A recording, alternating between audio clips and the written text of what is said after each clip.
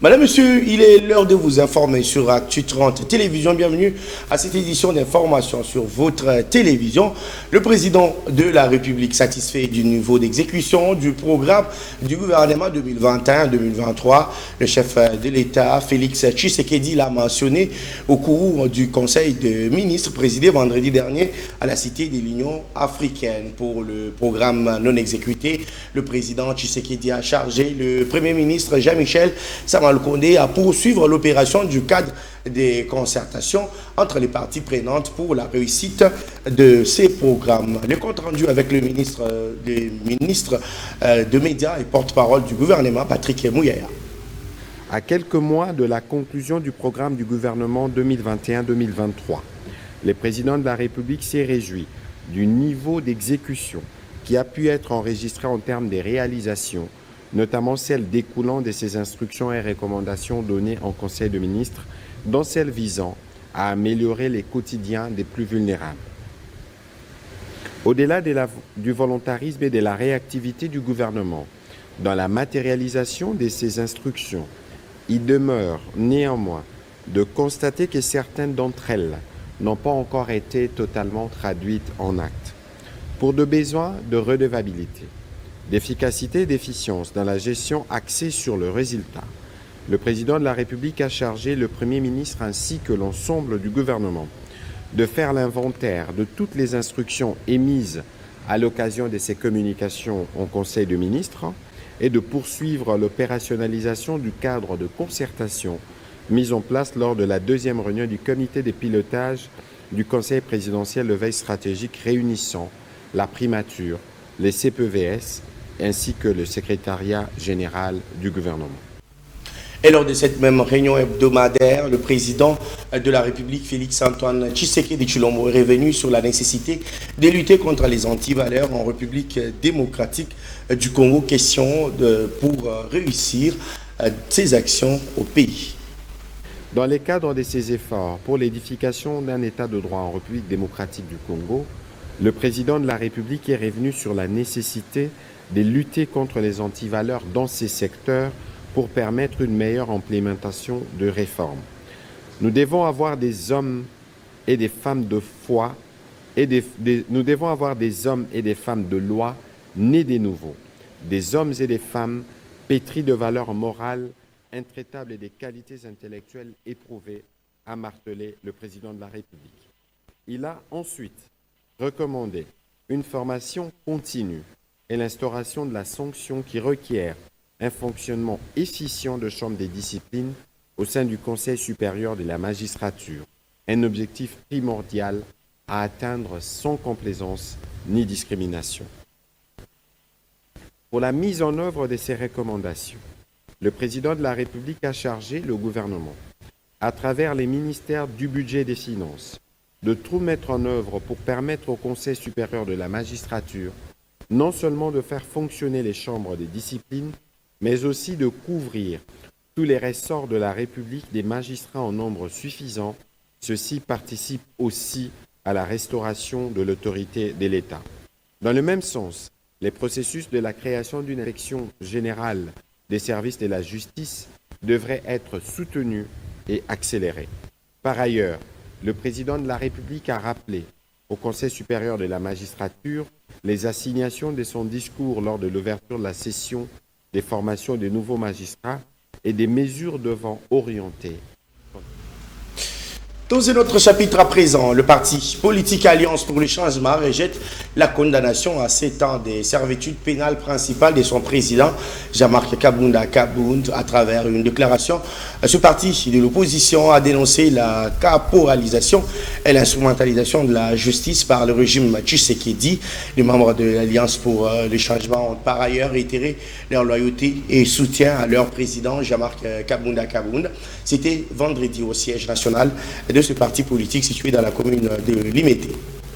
Nous, cadres et militants représentant tous les organes, structures et commissions du parti politique Alliance pour le changement, AC en sigle, réunis ce vendredi 15 septembre 2023, attendu que le président national, l'honorable Jean-Marc Kabunda Kabound, vient d'être abusivement condamné ce mercredi 13 septembre 2023 par la Cour de cassation de notre pays à une peine politique, déclarons ce qui suit. L'Alliance pour le changement rejette cette condamnation essentiellement politique et dénonce pour ce faire l'instrumentalisation et la caporalisation de l'appareil judiciaire par le pouvoir en place qui, en lieu et place de répondre aux besoins sécuritaires et sociaux criants de la population, s'évertue à la chasse et au musellement des opposants politiques, à l'assassinat des paisibles citoyens comme il en a été le cas récemment à Goma, en province du Nord Kivu. L'Alliance pour les changements dénonce avec la plus grande énergie l'acharnement judiciaire et politique, œuvre du pouvoir en place qui utilise abusivement les organes de la justice pour écarter la candidature de l'honorable Jean-Marc Kabunda Kaboun à l'élection présidentielle de décembre prochain. L'Alliance pour le changement prend à témoin la communauté nationale qu'internationale sur les dérives dictatoriales du pouvoir de M. Félix Tshisekedi qui instaure progressivement et au su et au vu de tout le monde les méthodes d'oppression et des violations massives des droits de l'homme déjà connues dans notre pays à travers la Deuxième République de triste mémoire. Pour ce faire, une série d'actions de mobilisation de tous les combattants de l'Alliance pour le changement et de toute la population congolaise sera mise en place dans les jours qui viennent pour barrer la route à ce régime dictatorial qui est en train de voir le jour en République démocratique du Congo. Direction au Parlement congolais, les députés et sénateurs ont repris le chemin de l'hémicycle vendredi pour la session ordinaire de septembre, la dernière de cette législature. L'ouverture de la session ponctuée par 2 discours du président du Sénat et de l'Assemblée nationale. Ils ont tous les deux insisté sur la présentation d'un budget 2024 réalisable, mais également sur la tenue des élections dans les délais constitutionnels.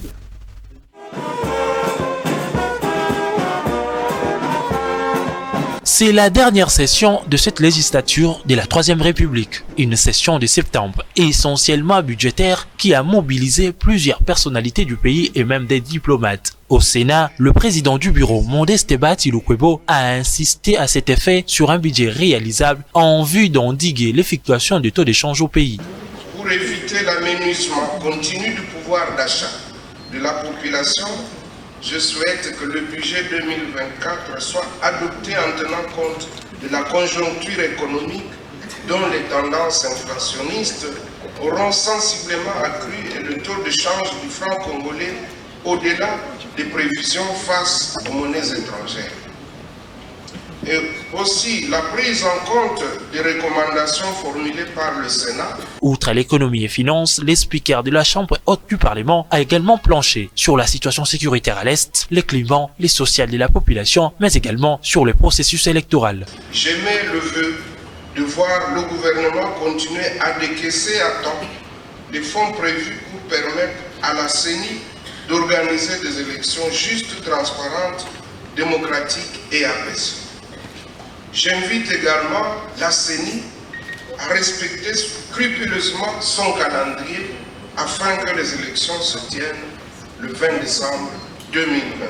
Le président du Sénat a rappelé quelques activités réalisées durant la période des vacances parlementaires avant d'appeler ses collègues de demeurer assidus dans le travail pour l'intérêt suprême de la nation. D'une chambre à une autre, le bureau du Sénat, les élus des élus et différents invités ont tous pris place à l'hémicycle de l'Assemblée nationale pour l'allocution d'ouverture du président de la Chambre, Christophe Mbosoko-Diampouanga. Il a adressé de manière succincte les tableaux de la situation générale au pays, tout en rappelant lui aussi que la session est essentiellement budgétaire. S'agissant du processus électoral, le président de l'Assemblée nationale a dit toute son assurance sur la tenue des élections dans les délais. Avec la publication par la CENI des listes provisoires des candidats aux élections législatives et la convocation de l'électorat à l'élection présidentielle et aux élections provinciales et municipales, il ne fait plus l'ombre d'aucun doute que celles-ci auront bel et bien lieu à la date prévue, c'est-à-dire le 20 décembre 2023. La session de septembre, ouverte dans les 2 chambres du Parlement, se clôturera à 5 jours de la tenue des élections, soit le 15 décembre 2023. Les députés et sénateurs n'ont pas manqué de s'exprimer à la fin de cette session, de cette plénière d'ouverture de la session de septembre 2023. Comme vous le savez, la session du mois de septembre, c'est essentiellement une session qui est budgétaire. Ici, à travers cette session, qu'on corrige les erreurs quant au budget, et le budget en cours, puisqu'il y a les écarts que nous devons rapidement prendre les budgets en correction ou en correctif pour ne pas flancher ou clôturer avec une situation qui soit déficitaire. Quand cela ne tienne, nous avons aussi noté la reprise de la sécurité un peu ça et là dans les zones à turbulence. Et ceci, c'est un bon signe ou avant-coureur qui annonce la bonne tenue des élections. La population est en train d'attendre à ce que le gouvernement fasse quelque chose dans les 2-3 mois qui restent avant d'arriver aux élections. Bon, c'est un discours qui est tout à fait naturel. Il a essayé de brosser les activités interparlementaires et l'actualité du moment. Donc il n'y a rien de spécial. C'est un discours normal. Nous avons fait ce que nous avons pu faire. Le reste, ce n'est pas à nous de le faire. Nous proposons, nous faisons des propositions, des lois et autres, mais le reste, c'est l'exécutif. C'est à l'exécutif de faire son bilan. Nous avons fait le nôtre et notre bilan est pratiquement positif. C'est à l'exécutif qui doit mettre en musique ce que nous proposons comme loi et autres, de faire le reste du travail. C'est un discours à la hauteur de ses attentes et il nous souhaite une très bonne campagne électorale. Et il voudrait que la plupart d'entre nous puissions revenir. Donc voilà ce qu'il a dit. C'est comme d'habitude, notre président est à la hauteur. Il fait des discours magnifiques. Donc c'est un très bon discours. Le discours du président, c'est un discours qui est vraiment consistant et c'est un discours qui arrive à point nommé.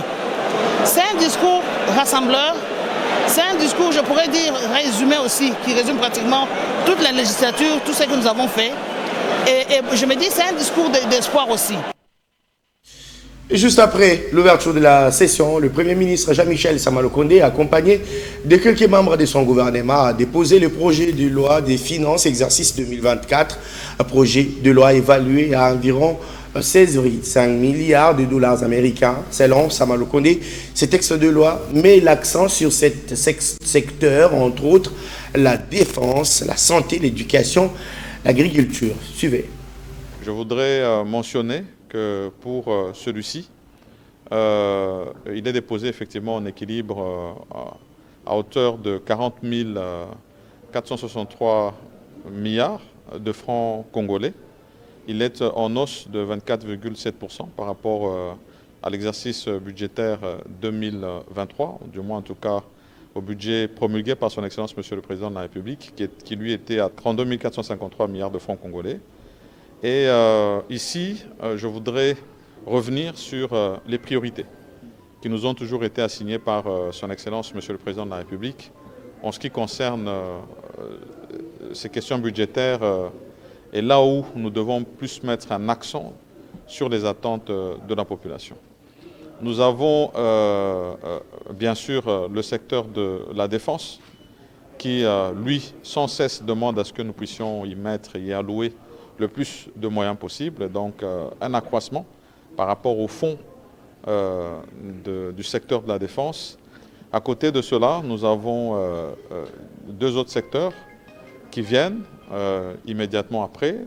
La question de la gratuité de l'enseignement qui doit se poursuivre, qui a déjà porté ses fruits et qui tous les jours demande à ce que nous puissions mettre encore plus de moyens.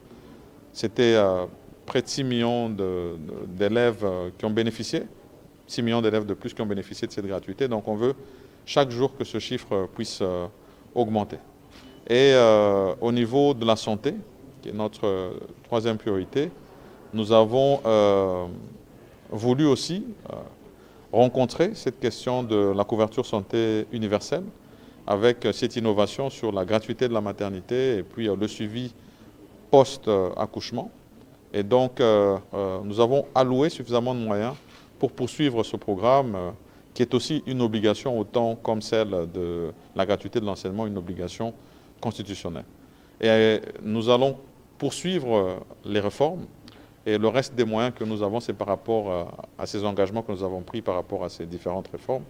La diversification de notre économie, avec plus de moyens à l'agriculture, à la pêche et l'élevage, mais aussi à l'industrie avec les nouvelles zones économiques spéciales. Arrestation du journaliste Stanis Boujakera, correspondant de Jeune Afrique en République démocratique du Congo et directeur de publication adjoint à Actualité.cd. Les ministres de la Communication et des Médias ont confirmé suivre de près les dossiers judiciaires à charge du journaliste Stanis Boujakera. Patrick Mouyaya a déclaré toute sa solidarité à la presse congolaise. D'abord, le regret que vous avez, moi-même, je l'ai aussi. Peut-être moi plus que vous. Et donc, ce n'est pas une bonne nouvelle qu'un journaliste aille en prison. Je ne voudrais pas m'exprimer sur le fond du dossier parce que je n'ai pas d'éléments sur le volet judiciaire. Et vous savez que dans le cadre de la séparation du pouvoir, je ne suis pas au courant de ce qui s'est fait. Il y a là aussi des questions sur la liberté de la presse. Nous y tenons. C'est une valeur cardinale à la démocratie, mais c'est aussi une liberté qui ne donne pas un blanc-seing, comme on aime le dire parfois, à la désinformation ou à l'instrumentalisation. Et donc, dans ce qui s'est passé, il y a ce qui a été fait au plan professionnel, mais les juges se sont saisis du dossier par rapport aux motivations qui sont les leurs, que je ne connais pas. On ne saura donc pas aller dans ces détails. Mais pour le reste, j'ai dit à Patient Ligodi et à toute l'équipe d'Actualité ma solidarité et nous allons suivre de près les dossiers jusqu'à son dénouement. Bien avant de clôturer cette édition d'information, la rédaction d'Actu 30 Télévision a partagé pendant 2 mois ses locaux avec les étudiants de la 3e année des graduats de l'Institut facultaire des sciences de l'information et de la communication IFA-SIC en cycle venus pour leur stage académique, stage qui a connu son épilogue le vendredi sur une note de satisfaction. Leur réaction à travers ces images et commentaires. Après 2 mois de stage académique passé à Actu 30 Télévision, l'heure d'au revoir a sonné pour les étudiants du premier cycle de l'Institut facultaire des sciences de l'information et de la communication, tous satisfaits d'avoir lié la théorie à la pratique. Un moment de travail acharné, pas toujours facile pour ces stagiaires qui devraient se mettre au parfum de la production d'un journal télévisé. Arrivé ici, nous avons fait une autre expérience. Durant ces 2 mois, c'était un moment de travail. C'est d'ailleurs la raison pour laquelle j'ai dit tantôt que c'est un sentiment de joie. Parce que c'est dans le travail qu'on retrouve sa joie. Pendant ces moments, nous avons effectué beaucoup de descentes sur terrain. Surtout ça, c'était parmi les éléments clés, faire la descente et puis revenir à la rédaction et rédiger. Madame Jaël nous parlait déjà, ce qu'elle nous disait à tout moment, de travailler, tout ça. Moi, perso, parfois j'étais frustrée. Ça me faisait mal qu'elle me dise ça. Et après, je me suis dit, déjà de moi-même, je dois être sûre de moi en fait, que je suis intelligente, que je suis capable de faire ça. Pour eux, 2 moments passés au groupe de presse Actu 30 restent une belle expérience à jamais gravée dans les annales de leurs souvenirs personnels. Et pendant la proposition, ça nous est arrivé de proposer un sujet qu'on ne valide pas et puis tu es un peu frustré, tu te dis, tu as préparé un truc, tu disais que c'est bien arrivé, là on te dit que c'est pas bien. Du coup, ça frustrait vraiment. Mais on a compris que c'était pour notre bien parce qu'avec le temps, on a fini par avoir un peu l'image de faire un sujet valide. Un grand remerciement, surtout à la DG, Madame Rachel Kitita, qui, dès les premiers jours, elle nous a accueillis à bras ouverts. Elle nous a traités comme ses confrères. Elle cessait de marteler. Et puis, elle cessait aussi de nous dire que le journaliste était un métier de complémentarité. Et à son niveau, elle nous disait très souvent, ouais, on est là pour s'aider, pour s'entraider. D'ailleurs, l'anecdote que je retiens d'elle, c'est quelqu'un de très gentil. Toute l'équipe aussi, les encadreurs. Créé en 2018, le groupe de presse Actu 30 est dirigé par Madame Rachel Kititandongo. Voilà, monsieur, ce journal est complètement terminé sur votre télévision. Merci à vous de l'avoir suivi. L'actualité reste en continu sur les www.actu30.cd. Au revoir.